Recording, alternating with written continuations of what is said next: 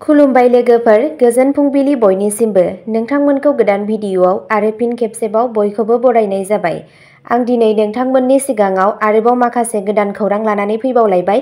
आसा खालामो नोंथांमोनहा खौरांखौ खोनासंनानै मोजां मोनगोन।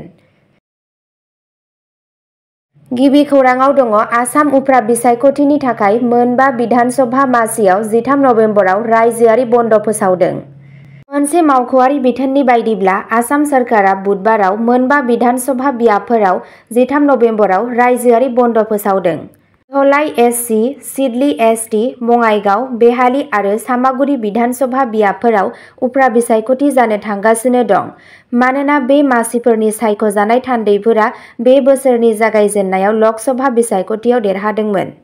सरासनस्रा खुंथाय बिफाननि कमिसनार आरो नेहाथारि एम.एस. मणिवन्ननआ बिथोनाव बुंदोंमोन दि मोनबा बिधान सभा बियाबफोरनि थि आवथानि सिङाव थानाय गासैबो सोरखारि, सोरखारि नङि, नोगोरारि जायगायारि आफाद, सोलोंथायारि फसंथान, फालांगियारि फसंथान, बेंक, साहा बागान आरो दारिमिनफोरा एन.आइ. एक्टनि सिङाव बे रायजोआरि बन्दनि थाखाय बन्द थागोन। नैथि खौराङाव दङ उत्तर प्रदेश हरदयाव गेदेर जाब्रबथायाव सा 10 सुबुंनि जिउ खहा। उत्तर प्रदेशनि हरदयाव बुधबारखालि गंसे ट्राक आरो गंसे अट'रिक्सानि गेजेराव सौग्रावलायनायाव आइजोफोर आरो सासे गथ'जों लोगोसे खमैबो सा 10 सुबुंफोरा जिउ गोमायो। गुबुन साब्रैखौ गोब्राब जोखोम जानायजों थाबैनो देहा फाहामसालियाव थिसननाय जादों होनना सुलुंनिफ्राय मिथिनो मोननाय जादों। सुलुंनि बायदिब्ला थैनायफोरनि गेजेराव सा 6 आइजोफोर, सा 3 हौवाफोर आरो गथ'साफोर दं। बे सौग्रावनाया बेलग्राम पुलिस थाना ओनसोलनि सिङाव थानाय कटरा बिलहर राजा लामायाव रसनपुर गामिनि खाथियाव जादोंमोन। जायगानि सुबुंफोरा बुंदोंमोन दि गोहोमआ ओरैबायदि गोख्रोंमोन दि बेखौ गोजाननिफ्राय खोनानो मोन्दों। सौग्रावनायनि उनाव आथिखालनि सुबुंफोरा जाथाय जानाय जायगायाव सौहैयो आरो जायगानि पुलिसनो खौरां हरो। सुलुङाव फोरमायनाय बायदिब्ला गंसे साखा खबनै गारिखौ रैखा खालामनो नाजानायाव गोख्रैथि गोनां ट्राकनि सालायगिरिया दावबायारिफोरजों बुंफबनाय गंसे अट'रिक्साखौ सौग्रावदोंमोन। जाब्रबथायाव बै समाव अट'रिक्सानि सिङाव थानाय गासैबो जिउ गोमादोंमोन।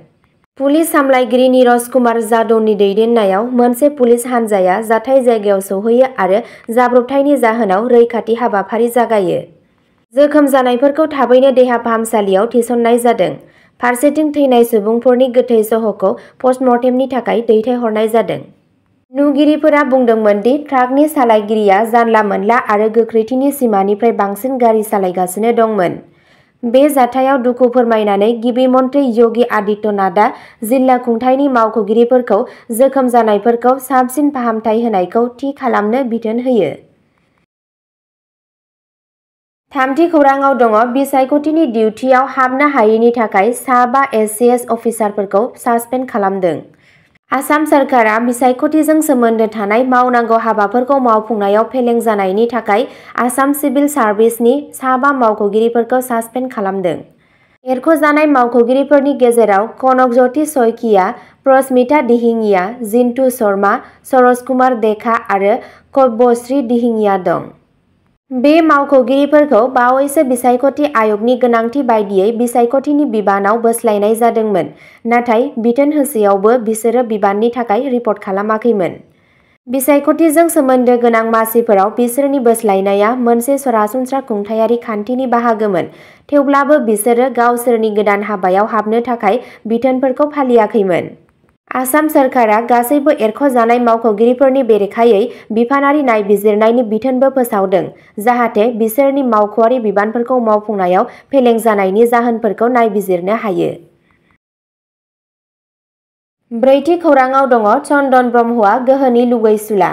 जेराव गोहो दं बेयाव चन्दन दं, हाग्रामा महिलारी बिथाङा बुंदों। बिटिसिनि बारग' गाहाय मावफुंगिरि सोद्रोमा आरो बिपिएफ दोलोनि आफादगिरि हाग्रामा महिलारी आरो बिथांनि मोनसे समनि हेफाजाबगिरिफोर, जाय दा UPPL दोलोआव दं, 33 नं सिडली बिधान सभा बियाबनि उफ्रा बिसायख'थिखौ लानानै सोदोबनि दावहा नांनाय नुनो मोन्दों।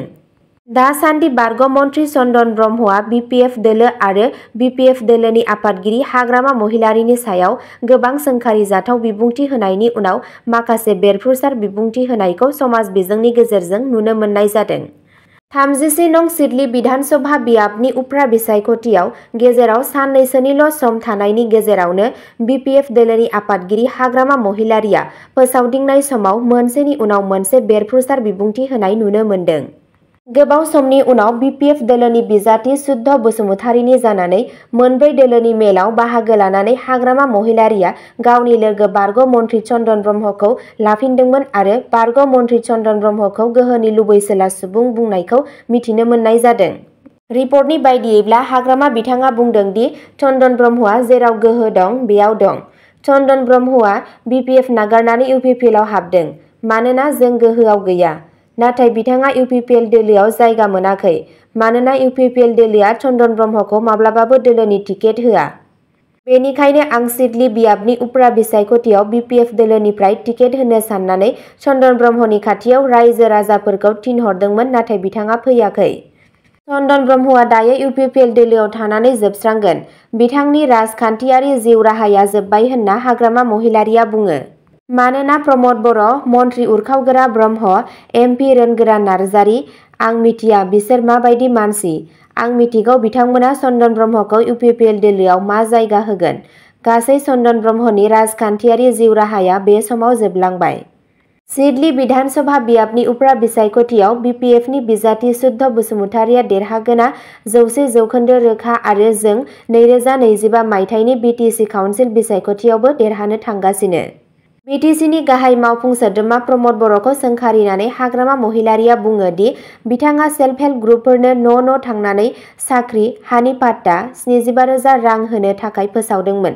नाथाय बिथाङा दिनैसिम बेफोरखौ मावनो हादोंना हायाखै होनना सोंथि खालामो। बाथि खौराङाव दङ आसाम उफ्रा बिसायख'थियाव NDAनि बिजाथिया गोबां फारागथिजों देरहागोन हिमन्त बिश्व शर्मा बिथाङा बुंदों। 6 नबेम्बर बुधबारखालि चिरांनि बेंटल गेलेग्रा फोथाराव जानाय बिसायख'थि रेलियाव NDAनि बिजाथि निर्मल कुमार ब्रह्मनि गोख्रों देरहानायनि इसारा होदों आसामनि गिबि मन्त्रि हिमन्त बिश्व शर्माया। NDAनि बिजाथिया गोबां फारागथिजों देरहागोन। आं फोसावनाय मोनबा बियाबफोरनि गेजेराव मोनथामआ जोंनि देरहानायनि थाखाय रैखाथि मोनखाबाय होनना खौराङाव फोरमायनायखौ मिथिनो मोननाय जादों। बे जथुम्मायाव ओनसोलनि गिदिर राजखान्थियारि सुबुंफोरा ब्रह्मनि बिनायसानि उनथिं गावसोरनि गिलिरथिखौ गारहरनाय नुनो मोन्दों। बिटिआरनि गाहाय मावफुं सोद्रोमा प्रमद बर' आरो केबिनेट मन्त्रि नन्दिता गार्लसा आरो जगेन महना MP जयन्त बसुमतारी आरो रोनगोरा नार्जारीजों लोगोसे जौसाङाव बाहागो लादोंमोन। फैबाय थानाय सिडली उफ्रा बिसायख'थियाव UPPL दोलोनि बिजाथिखौ मदद होनो थाखाय MLA लरेन्स इस्लारि, उरखावगोरा ब्रह्म आरो जिरन बसुमतारी मोनहा नुजाथिफैनाय गोबां गाहाय दैदेनगिरिफोर दंमोन।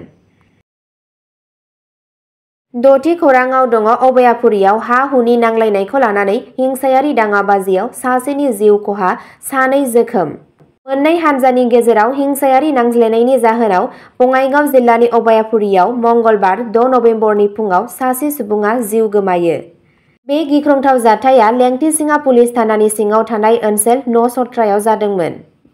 बे मोगा-मोगिया गिख्रंथाव महर लादोंमोन जेब्ला सासे जायगानि थागिरि बारेक आलीखौ बिथांनि खुरमा बाहागि जाहिर आली, महिर आली आरो जसमत आलीआ गाग्लोबदोंमोन।